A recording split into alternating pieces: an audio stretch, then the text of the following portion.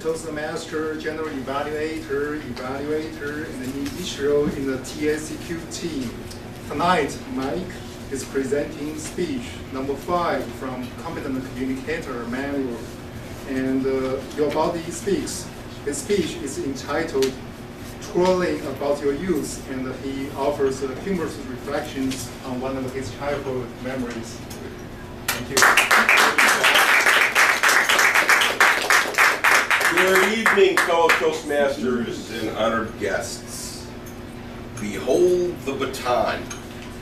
Yes, this very baton, 45 years ago, brought me much gained recognition in my youth.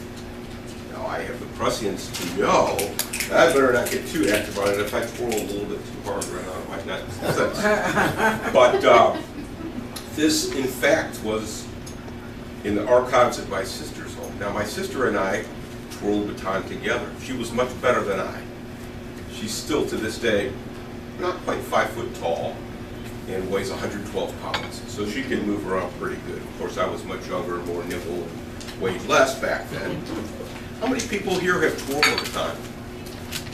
Good. So we've got some that know it's not as easy as it may seem. Of course, we're all familiar with the parades, and we watch people do pretty much the figure 8 like this, you know, and then they might occasionally flip it up and turn around, or if they're really adventurous, they might throw it up and do 2 turns. Of course, you have to keep marching and keep your eye on the baton.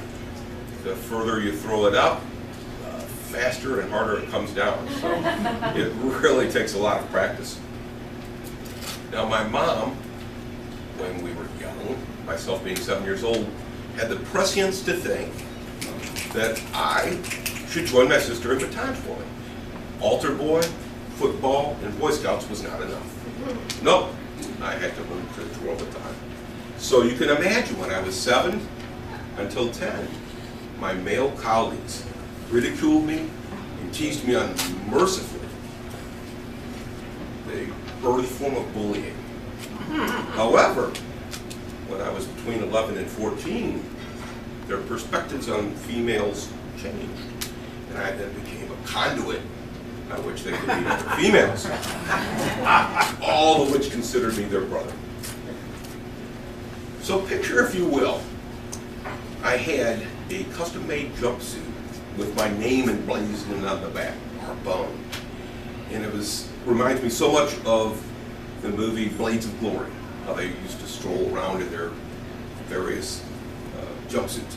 So, being a male, I didn't have all of the various competitions that my female colleagues had. They had basic strut, they had flag, they had 2 baton, fire baton, hoops, etc. Mine consisted of a solo routine, a military strut, and a duet with my sister.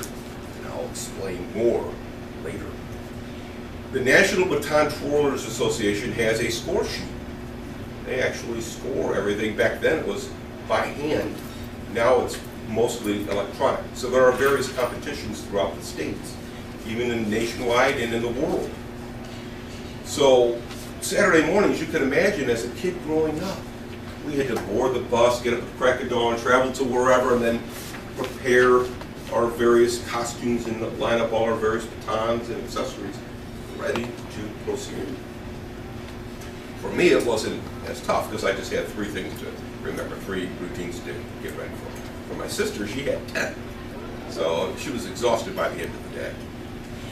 The setting for these competitions was in old-time gymnasiums in various schools. Unlike today, there wasn't air conditioning. No. Instead, there were big circular fans that were carved into the wall.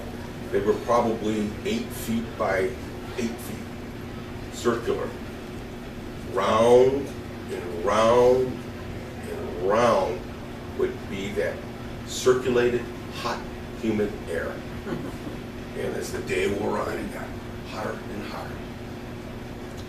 The gymnasium was configured to have 8 separate courts, 4 facing this way, 4 facing that way. They were considered lanes from which you had to work and do your routine. each lane had a judge and a clerk. The judge, he or she would say break, synchronicity, whatever the judge said, the clerk would make a mark as to adding or subtracting points, and then they would tally at the end. So we have the hot gym, we have the 8 lanes, and to add to that, we have the John Philip Sousa marches playing over and over and over again. That was the music that we had to do our routine by. So some of the routines we did are as follows. The military strut, you arch your back, kick your legs high, and you would do this routine as methodically as possible with your big military hat. Of course, some people are familiar with the traditionally twirl the baton this way. According to the NBTA, you've got to do, they grade you on variety, difficulty, speed and control, smoothness and gracefulness, and artistic expression. You've always got to have the baton going either vertically or horizontally. So the big routine for my sister and I was the duet. Our arch rivals were the McBride sisters. They were twins, and they were cute, and they were good. But we were brother and sister. So we did adagio. So my sister would jump onto my legs. She'd twirl both batons as I spun her around. And then we had some additional things where I would be able to throw the baton, I'd kick it with my foot, and it would spin the opposite way. One day, in the heat of summer, I decided, being the man, I was going to have a little slushy ahead of time. My mom's like, you don't got to perform in about 20 minutes. I got it, Mom, I got it, we're good. Well, I had that optic freeze where I bargained with God that if I could just survive this thing, I would never have another freeze again. So we went on, did our routine, and in the thrill of the moment and the excitement of the crowd who always gathered to watch us, I'm spinning my sister round and round and round. The faster we go, the redder her face is. And I hear the crowd, and I'm thinking, oh my goodness, they're loving this. So when we get done, you have to salute the judge like this. That's how you salute. That starts your routine and ends your routine. Well, I saluted, but I was seeing my mom. She wasn't happy because I was facing the wrong way. So my sister nudged me. I turned around. We laughed. I saluted again, got off the court, and my mom grabbed the baton and she said, "Behold the baton," as I was going to get a little reprimand. But great time, and I so much enjoyed the baton, and maybe I should take it. Thank you.